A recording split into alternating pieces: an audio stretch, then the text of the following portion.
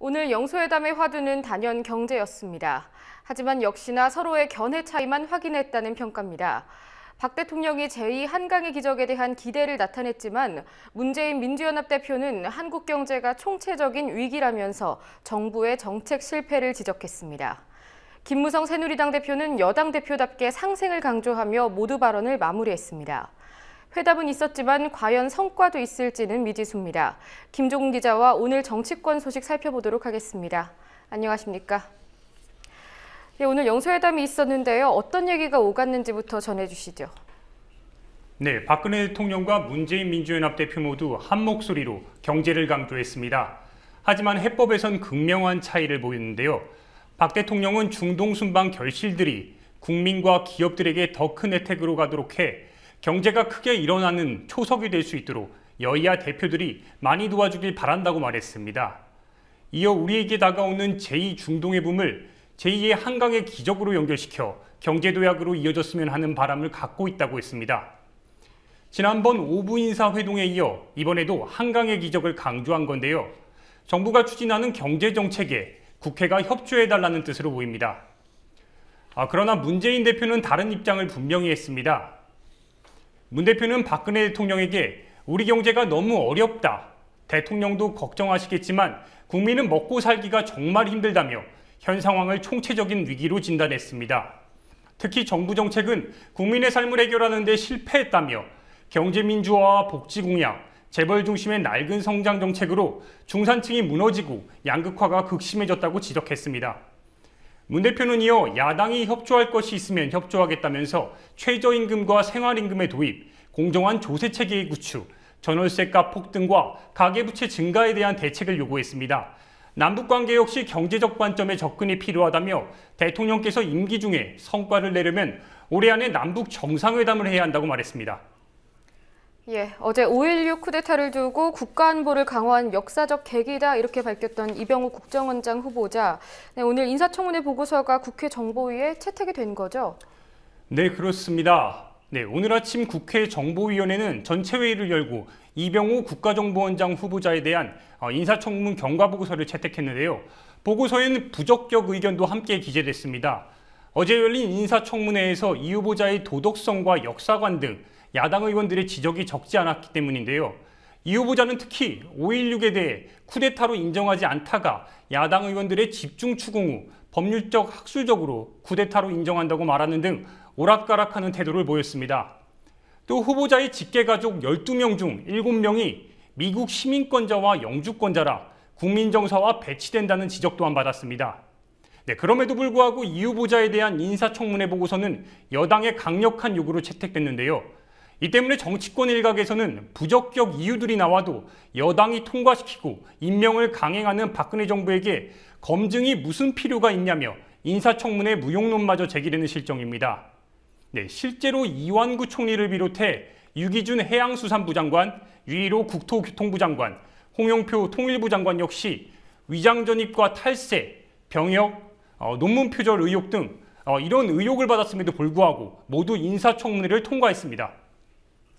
네, 한반도 사드 배치를 두고는 미국과 중국의 장애 싸움이 이어지고 있습니다. 어제는 중국 외교부가 또 오늘은 미국 차관보가 우리 측 외교부 인사를 만났다고요? 네, 그렇습니다. 러셀 미 국무부 동아시아 태평양 담당 차관보가 우리 측 외교부 인사를 오늘 만났습니다. 러셀 차관보는 한미 양국은 북한의 탄도미사일 프로그램에 의한 위협에 직면해 있으며 우리 군 당국은 한국과 미국을 보호하기 위한 시스템을 고려할 책임이 있다고 밝혔습니다. 이어 여전히 이론적인 문제인 안보 시스템에 대해 제3국이 목소리를 내고 나선다는 것을 의아하게 여긴다고 말했습니다. 러셀 차관보가 말한 제3국은 중국을 직접 언급한 건 아니지만 어제 유젠차오 중국 외교부 부장조리에 한국이 중국 측의 관심과 우려를 중요시해달라는 발언에 대한 반박으로 해석됩니다. 그러나 러셀 차관보 역시 한국과 한국 시민을 보호하기 위한 시스템을 고려한다고 말해 중국과 마찬가지로 사드에 관해 직접적인 요구를 한 것으로 풀이됩니다. 한편 사드 배치를 놓고 새누리당과 정부, 청와대에서도 각기 다른 목소리를 내고 있는데요. 유승민 원내대표가 의원총회 논의를 밝힌 상황에서 오늘은 김무성 대표가 국정 운영의 가장 예민한 부분 중 하나인데 당에서 토론해서 결정할 성격은 아니라고 말했습니다. 사실상 유승민 원내대표의 공개 토론 제안에 반대 입장을 분명히 한 건데요. 그럼에도 불구하고 당내 논란은 지속될 전망입니다. 오늘 아침 새누리당 원내대책회의에서 친이계 조혜진 의원은 어제 중국의 사드 배치 압박과 관련해 강한 비판을 쏟아냈습니다. 관련 발언 직접 들어보시겠습니다. 핵이나 미사일에 대한 억지력도 발휘하지 못하고 그러면서 우리 스스로의 자국 행위에 대해서도 제동을 거는 모습은 좋은 이웃의 모습이 저는 아니라고 생각이 듭니다. 그리고 정부도 세월호 관련 소식이 하나 있군요. 세월호 조사 특위에서 세금 도둑 발언으로 물의를 빚었던 김재원 새누리당 의원이 유가족을 고소했다 이런 말이 있던데요. 어떻게 된 일입니까? 네, 유경군 4.16 가족협의회 집행위원장이 오늘 이 사실을 공개했는데요. 유 위원장은 자신의 페이스북에 김재원 의원이 작년 크리스마스 이브에 페북에 올린 글을 명예훼손과 허위사실 유포로 고소했다며 상상을 초월하는 판단과 행위를 하신 김재원 의원의 경의를 표한다고 밝혔습니다. 경찰 조사를 받고 나온 유 위원장은 하루라도 빨리 조사와 기소가 이뤄지길 바란다. 재판정에서 할 말이 무척이나 많다며 새누리당을 향한 유가족들의 불신이 계속될 것을 예고했습니다. 한편 세월호 참사 1주기를 한 달에 앞두고 유가족들과 실종자 가족들은 오늘 청운효자동 주민센터 앞에서 기자회견을 했습니다. 9명의 실종자 가족들을 포함해 4.16 가족협의회 60여 명의 가족들이 함께 했는데요. 호소문을 낭독한 실종자 다윤양의 어머니 박은미 씨의 발언 직접 들어보시겠습니다. 국민 여러분께 호소드립니다. 우리 가족들이 믿을 곳은 국민 여러분밖에 없습니다. 세월호 인양을 결정할 수 있도록 힘을 모아주십시오. 1인 시위를 하면서 세월호의 실종자가 남아있는 것조차 모르고 계신 시민들이 많다는 것에 놀랐고 아팠습니다.